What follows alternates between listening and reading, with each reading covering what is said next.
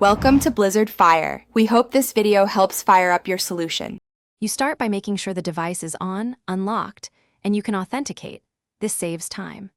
Once ready, open the Settings app and use the search field to locate auto lock or screen lock options. Doing this avoids digging through menus. Make sure battery level is adequate.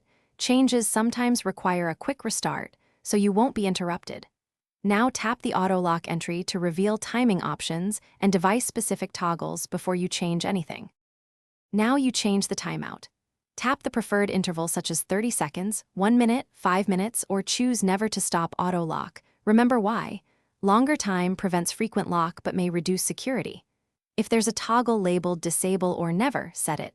If options are grayed out, you're likely under a managed profile or enterprise restriction. In that case, open Device Management or contact your administrator.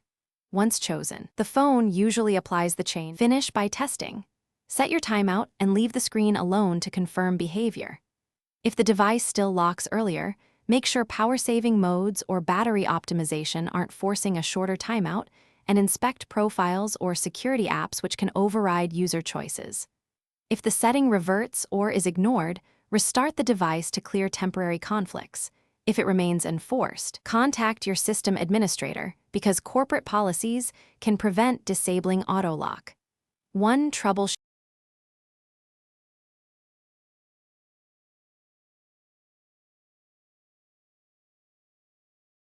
Thanks for watching. If you found this helpful, don't forget to like and subscribe.